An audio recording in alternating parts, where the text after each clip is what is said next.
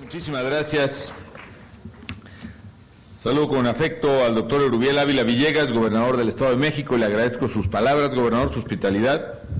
Al licenciado José Francisco Olvera Ruiz, gobernador del Estado de Hidalgo, le agradezco mucho, gobernador, que nos acompañe en esta gira que coincido ha sido pues la obra muy importante, muy impactante. Saludo también al magistrado Baruch Delgado Carvajal, presidente del Tribunal Superior de Justicia del Estado de México, al diputado Antonio Hernández Lugo, presidente de la Mesa Directiva del Congreso del Estado de México, a don Mario Ayala Pineda, presidente municipal de San Salvador Atenco. Don Mario, muchas gracias por su hospitalidad. Saludos allá a los amigos de San Salvador Atenco también. También a los presidentes municipales que nos hacen el honor de acompañarnos, Indalecio Ríos de Ecatepec, también Indalecio, a José Salinas Navarro de Netzahualcóyotl, a Ignacio Cruz García de Apasco también, y a Gustavo Ávila Ordóñez de Texcoco. Muchas gracias, alcalde. No sé si me faltó alguno por ahí, pero los saludo y les agradezco muchísimo su presencia. Hay varios diputados también, tanto locales como federales, que nos acompañan: diputado Marco Antonio Gutiérrez, Gregorio Escamilla, José Isidro Moreno, Pablo Bedoya, José Vicente Cos, que son diputados locales, muchas gracias. José Valdés Hueso y Jesús Ricardo Enríquez, diputados federales también, muchísimas gracias, diputados. Les aprecio mucho a todos ustedes. Saludo también al general Martín Cordero Luqueño, comandante de la 37ª Zona Militar, a todos los ingenieros, operadores, ingenieras también, que hay varias en esta gran obra, trabajadores, por supuesto, de aquí, de Casa Colorada y de todo el proyecto del túnel Emisor Oriente. Los saludo con muchísimo afecto. Primero que nada, pues coincido plenamente con lo que han dicho los señores gobernadores. Las obras que visitamos esta mañana son verdaderamente impresionantes. Estuvimos hace un rato, bajamos a 30 metros de profundidad más o menos, luego caminamos más o menos 700 metros dentro del túnel. Un túnel, amigas y amigos, el túnel Emisor Oriente va a ser la obra de ingeniería hidráulica subterránea más importante del mundo. Hasta ahora el túnel de desagüe más importante es el de Tokio. Este probablemente va a sobrepasar por su importancia estratégica y sus dimensiones. Y si no, quedará desde luego entre las obras más importantes del planeta en materia de mecánica hidráulica para obras de desagüe. Una obra muy compleja, muy costosa también, pero imaginen ustedes sus dimensiones. Va a medir más o menos 60 y tantos kilómetros, 65 kilómetros, pónganle. La profundidad promedio, porque tiene tramos de 30 metros como aquí, pero también tiene tramos que será de 60, de 150 metros de profundidad. O sea, un promedio, ¿cuánto será, ingeniero? Como 50, 70 metros, ¿no?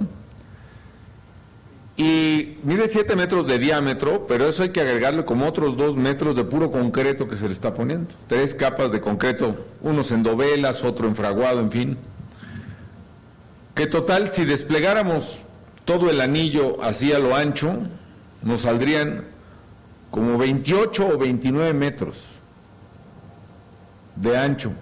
Imagínense hacer una carretera de 28 metros de ancho, de 2 metros de concreto,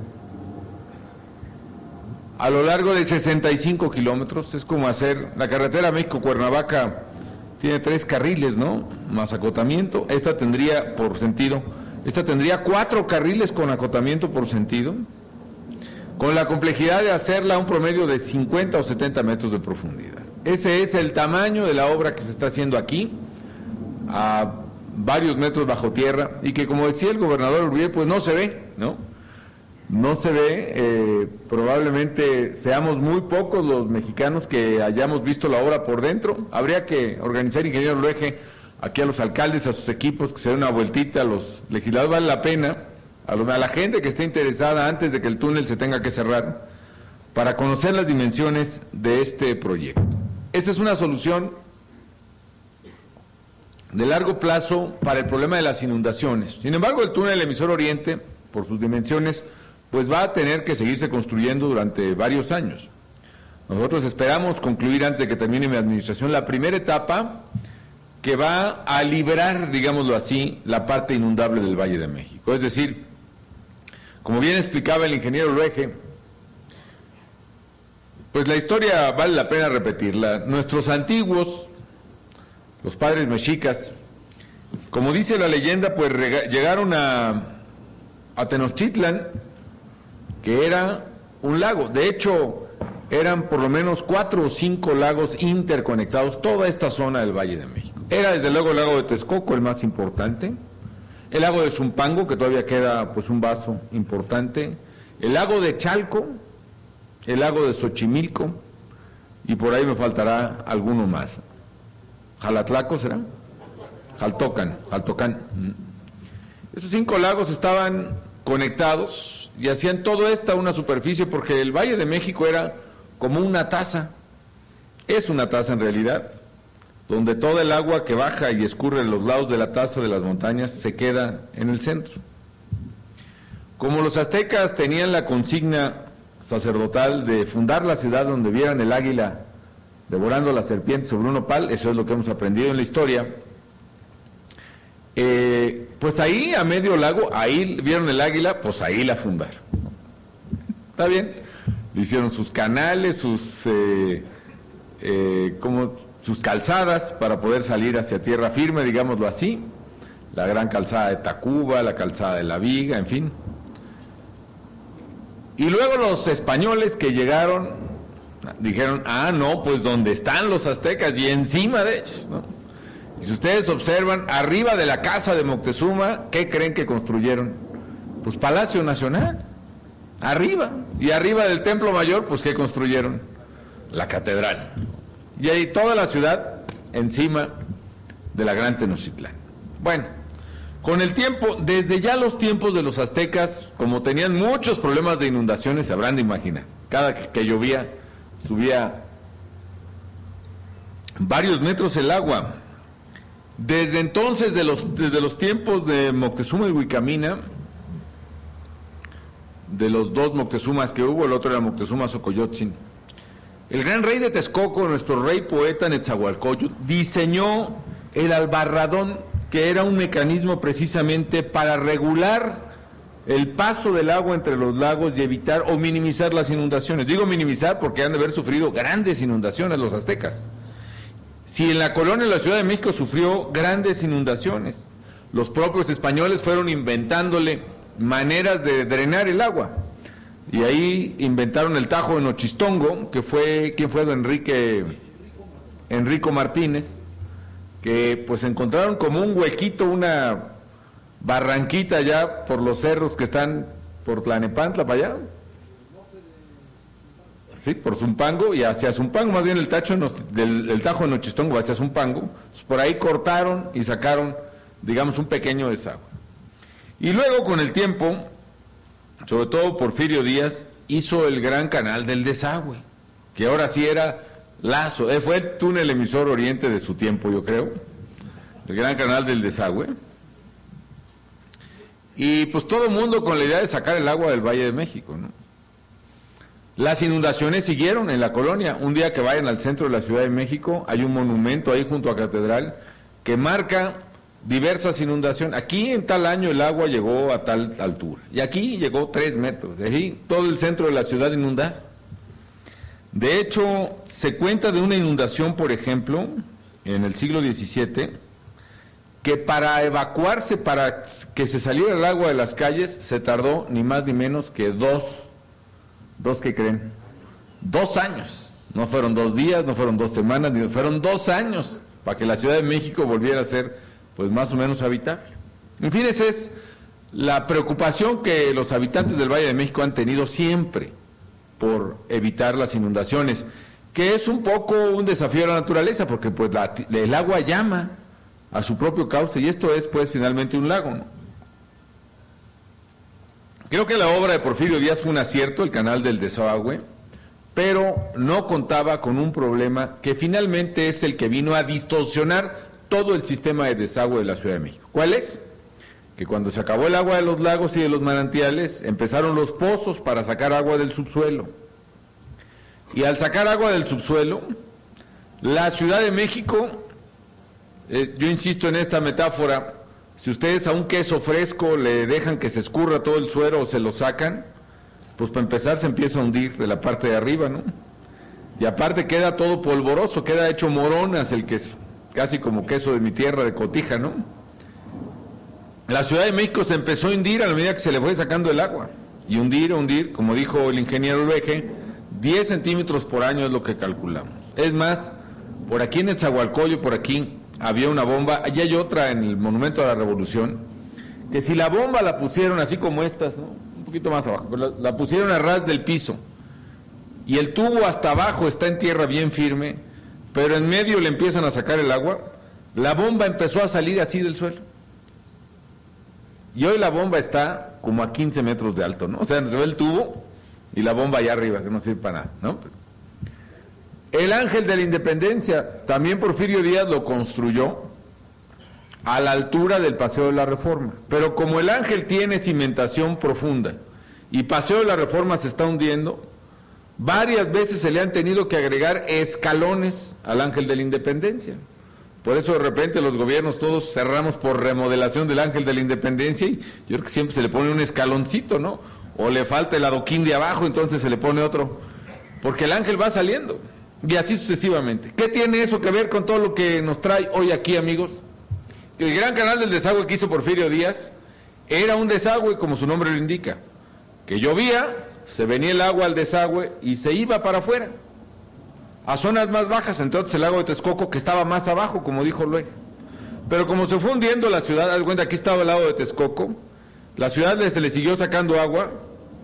Llegó en 1993 el momento en que el lago de Texcoco empezó a quedar arriba de la Ciudad de México. Y el canal del desagüe, que antes venía así, ahora regresa el agua. Ese es el problema que tenemos. Y todos los ríos que antes venían, el río que venía acá, el río de los Remedios, y muchos otros ríos que venían al lago de Texcoco, pues esos ríos ya no traen el agua, la regresan. Porque el lago de Texcoco está casi 10 metros arriba de la ciudad. Ese es el desafío tecnológico que había que superar y que naturalmente mientras no se supere, pues ha generado grandes y peligrosas inundaciones. Y no tan grandes como pudiera esperarse. Nosotros tenemos la preocupación de una inundación catastrófica que implicara la inundación de la Ciudad de México desde aquí, desde el lago, hasta el centro, todo el aeropuerto, todas las colonias, etcétera. Ese es el modelo de riesgo que estamos evitando. Bueno, esa es la historia. ¿Qué había que hacer? Para evitar hacer más canales que se sigan cambiando de desnivel, había que hacer un desagüe que no se hundiera, que no se distorsionara. Y para ello es necesario hacerlo tan profundo y por eso es el túnel emisor Oriente. Está hecho a tal profundidad y con tales condiciones de ingeniería que cualquiera que sea el comportamiento de los acuíferos arriba o al lado del túnel, ese túnel va a tener siempre la misma inclinación, con lo cual siempre va a poder sacar el agua hasta el estado de Hidalgo, donde estamos construyendo también la planta de tratamiento de aguas residuales más grande que se esté construyendo ahorita en todo el mundo, y la más grande de América Latina una vez que esté construida. ¿Por qué razón? Paradójicamente, la ciudad, también de las más grandes del mundo, es de las pocas de su tamaño que no tratan el agua. Es más, en México hay varias ciudades que ya tratan 100% el agua. Monterrey, Torreón, varias que estamos, Baja California, en fin, hay una lista importante de aguas que todo el agua que se usa, toda se trata, toda se limpia. Aquí, en la zona metropolitana de la Ciudad de México, menos del 10% del agua se limpia, todo lo demás es lo que vemos, ¿no? Aguas muy contaminadas, peligrosas para la salud, desagradables también a la vista, al olfato, en fin. ¿Qué es lo que estamos haciendo entonces? Hacer el túnel emisor Oriente. Entonces vamos a captar todo el agua del gran canal del desagüe, que la vamos a jalar con bombas. Vamos a jalar el agua del río de los Remedios. Vamos a jalar otros canales que vienen aquí, interconectar hasta con el drenaje profundo que se hizo en los tiempos del presidente Echeverría. Y aquí se vienen por lo pronto a Casa Colorada, aquí. Se hunden, digamos, los tubos para que todos alcancen a bajar, como 30 metros, y esas bombas de 1000 caballos cada una, van a jalar 2 metros cúbicos por segundo. Un metro cúbico es como un tinaco de los rotoplas, así grandotes, es un metro cúbico. Hagan cuenta, 2 tinacos de esos cada segundo, cada bomba. Con lo cual vamos a poder sacar toda el agua que se está inundando en un momento crítico. Y es una solución parcial, ¿por qué? Porque la de fondo es cuando esté el túnel emisor oriente hasta Totonilco, hasta Hidalgo, que sin bombas, sin gastar electricidad o energía, podemos sacar el agua como pendiente, de bajadita, digamos, hasta allá. Esa es la solución.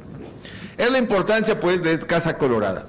Estas obras, amigas y amigos, aquí la planta que estamos inaugurando hoy costó más de 800 millones de pesos. Pero imaginen cuánto está costando el túnel emisor oriente. El túnel emisor oriente nos está costando por ahí de 22,000 millones de pesos. Y todas las obras que estamos haciendo para evitar las inundaciones de la Ciudad de México, el túnel del Río de los Remedios que ya hicimos y otras, están implicando obras por 50 y tantos mil millones de pesos. Más todo lo que estamos invirtiendo para traer el agua desde quién sabe dónde. Aquí, ahora sí que yo me incluyo en esta, el tripleta, la trifecta Estado de México, DF, Hidalgo, bueno, Michoacán. ¿Por qué? Porque el agua que consume la Ciudad de México también viene de Michoacán. Allá donde está la mariposa monarca, todo el agua que se escurre hacia la presa del Bosque, como a 250 kilómetros de la Ciudad de México, desde allá la estamos trayendo y la bombeamos como 1,500 metros hacia arriba para traerla a la gente del Distrito Federal, de Catepec, de Nezahualcóyotl, etcétera, etcétera. Y de aquí se va a Hidalgo. En fin, las obras son verdaderamente importantes y nos permitirán, me gustó mucho la expresión que usó el gobernador Urubiel, ¿no? Reducir al mínimo, si no es que incluso ya evitar los riesgos de inundación. ¿Por qué decimos, y me parece perfecta la expresión, por qué decimos reducir al mínimo el riesgo, si no es que decimos evitar? Porque el riesgo de inundación permanecerá en la medida en que no corrijamos otros riesgos. ¿Qué riesgos hay, por ejemplo, de inundación aún con este sistema? Un riesgo es que no funcionen las bombas. Que, por ejemplo, hay un corte de electricidad generalizado por accidente, por cualquier cosa. Bueno, por eso las bombas están adaptadas como bombas de diésel y están listas con su diésel para operar en cualquier momento, ¿no?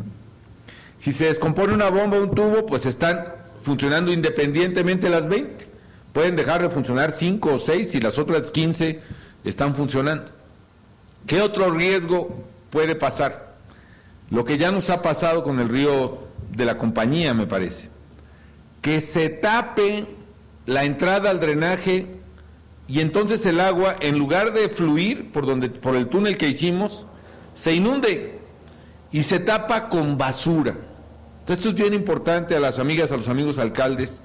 Es bien importante por seguridad evitar que la basura vaya o se tire en los canales que van a los drenes que entran a los túneles. Y se puede tapar muy fácil. Se puede tapar, ¿por qué? Porque el material que hoy usamos de basura, por ejemplo, el PET, los vasos de refresco de plástico o los pañales desechables, todo eso hace una masa que tapa los drenajes. Y si se tapa la entrada a los túneles, de nada sirven nuestros 50,000 millones de pesos que tenemos metidos allá abajo. Ni las bombas no van a tener agua que bombear. Por eso es tan importante que se evite a toda costa que se tire agua particularmente hacia los drenes y las salidas. En fin, esta obra, amigas y amigos, representa, yo llamaría 3 soluciones, las 3 son soluciones de largo plazo, pero yo llamaría de horizontes distintos. Esta es una solución de largo plazo, la Casa Colorada, que nos evita lo que ya sufrimos, como decía el gobernador Urubiel, el 4 de febrero de 2010, que es la inundación de esta zona que está alrededor del circuito mexiquense y donde confluye Río de la Compañía, Río de los Remedios y Canal de Desagües. Es un punto neurálgico.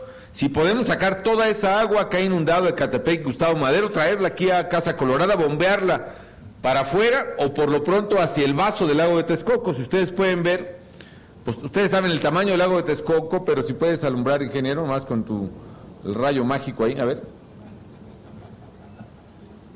Todo el lago de Texcoco, hagan de cuenta que es todo esto, ¿no? Así. Y aquí en el mapa, este pedacito es una laguna que ya preparamos donde podemos meter todo el agua en una inundación y la clave es luego volver para sacarlo otra vez hacia Hidalgo. Pero Casa Colorada va a guardar el agua de lluvia, digamos, en este triangulito, que además tiene de respaldo pues todo el resto del agua, ¿no? O sea que eso nos va a evitar las inundaciones. Esta es una solución de largo plazo, de un horizonte inmediato, déjeme decirlo. Segunda solución de largo plazo y de un horizonte también largo, el túnel emisor oriente. Con eso acabaremos cuando esté listo con los riesgos de inundación, sin necesidad de bombear el agua, va a escurrir, digamos, solita, ¿no? Yo pienso que debe haber todavía una tercera solución también de largo plazo y que es la solución equilibrada. ¿Y cuál es, a mi juicio? Que en lugar de, y estoy hablando quizá dentro de 40 o 50 años, en lugar de traer el agua desde Michoacán o desde Guerrero, y del Estado de México desde luego, allá de Valle de Bravo, en fin, de Victoria, de la presa Victoria, en fin, de Colorines exactamente, que es todo el circuito, son varias presas, una es Bosque, luego Colorines, luego Valle de Bravo, luego Victoria, todo eso forma el sistema Cutzamala que trae el agua a la Ciudad de México. En lugar de traerla desde allá y luego sacarla hasta Hidalgo, por lo menos parte del agua debe ser de este mismo vaso del lago de Texcoco. Yo pienso que la solución a muy largo plazo, la solución definitiva debe ser que todo el agua que usemos, quienes habitamos en este Valle de México, la tratemos, la limpiemos, además con procedimientos que la dejen así, de plano casi para volverse a usar, que se puede, ya existe la tecnología, que la filtremos hacia abajo para ir recuperando el acuífero, ya no digo para que vuelva a flotar la Ciudad de México, sino por lo menos que ya no se hunda más, que le metamos lo que se llaman pozos de absorción y el agua ya limpia que se vaya al acuífero. Y que dure ahí cientos de años filtrándose para que se pueda volver a sacar limpia a través de los pozos. Y así el circuito del agua, en lugar de ser desde fuera de la Ciudad de México a la Ciudad de México, hacia afuera de la Ciudad de México, ahora estamos diseñando volverla a traer incluso allá de Tula, porque ya incluso va a acabar anegando las parcelas si no las sacamos. En lugar de eso, o las casas las va a empezar a corroer salitrosamente por los acuíferos, hay que sacar agua de ahí. En lugar de todo ese circuito, mejor aquí, el agua que llega se use aquí, se limpie aquí y se quede aquí como era en los tiempos de los aztecas. Yo no digo que en lagos, tampoco lo descarto, necesitamos cuerpos de agua para limpiar también el ambiente, pero sí en el subsuelo, donde el sacarla nos ha traído grandes calamidades. Otra calamidad que nos pasó fue el sismo del año 1985. Tembló durísimo desde Guerrero, Michoacán, el DF. ¿Y por qué se cayeron tantos edificios en el centro? Fíjense ustedes, en el centro de la Ciudad de México. Se cayeron, en parte, porque aunque el jaloneo fue igual en toda la superficie del Valle de México, en el centro, el haber sacado el agua durante décadas o siglos del subsuelo, hizo que el pozo se quedara muy poroso, muy, como digo, del queso seco, ¿no?, como moronas, y el temblor movió con más violencia esos edificios y los tiró. Entonces solo los edificios como la Torre Latinoamericana, que tenían como patines, ¿no?, como pilotes, hasta agarrarlos muy fuerte, pues quedaron intactos, y los edificios coloniales, que se mueven mucho con el piso, digamos, pudieron subsistir, pero grandes edificios se cayeron. En fin, amigas y amigos, perdón que me haya extendido, es un tema que a mí me interesa mucho, es una obra que pienso le va a servir a los mexiquenses, a los hidalguenses, a los defeños o capitalinos, por muchas, muchas décadas. Y qué bueno que hoy, con Casa Colorada, terminamos esta primera etapa de un proyecto de gran visión, que es evitar las inundaciones en el Valle de México. Ojalá que podamos cumplir con las reglas para que este mecanismo funcione y que con ello las familias mexiquenses y las familias del Distrito Federal, que tanto han sufrido de inundaciones, de malos olores, etcétera, puedan verdaderamente mejorar sus condiciones de vida y vivir mejor. Muchísimas gracias por su atención.